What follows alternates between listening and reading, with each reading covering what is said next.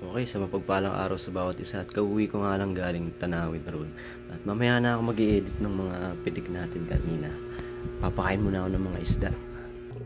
At konting update sa ating mga bagong breed. Ito nga medyo malalaki na ulit sila. Yan. Yun. Yan. Kaya lang sa kasamang palad, itong isa ay namatay. Ayan, kinakain na siya ng mga kitikiti. Itatapon natin to, hindi natin papakain yung mga kitikiti na nandiyan dyan kasi may sakit tong isda na to kaya hindi natin pwede ipakain sa mga ibang isda yung kitikiti na nandiyan dyan. Tatapon natin.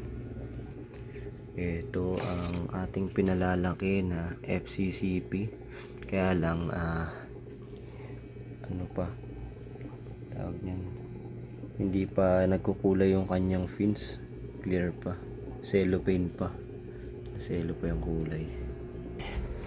Ito yung mga tatay naman ng mga nakabreed natin doon, or yung mga fry natin. Ayan yung mga tatay. Ayan so ito yung mga nanay. Change water din tayo mamaya.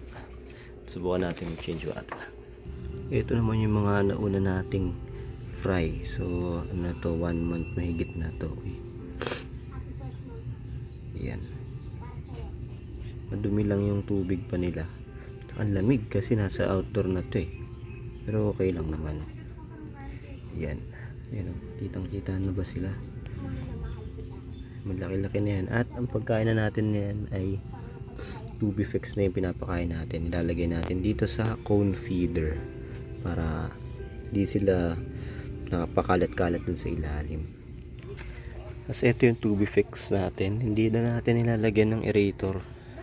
Ayan, hiniwalay na lang natin ang lalagyan. Tapos pinapalit-palitan na lang natin ng tubig para hindi na ma-access sa kuryente at walang kahati sa aerator yung ating hatchery ng BBS. Okay lang naman yan. Hindi naman sila namamatay kaagad.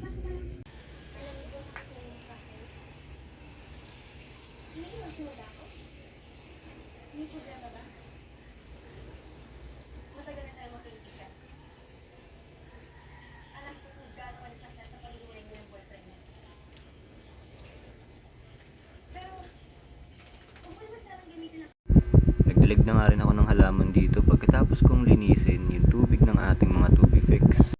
At ganito nga lang ang everyday routine ko rito sa bahay sa loob ng bakuran. Medyo magulo pa sa ngayon pero sana maayos at malinis ko rin kahit papaano sa susunod. Ayun lang, maraming salamat, ingat sa lahat at God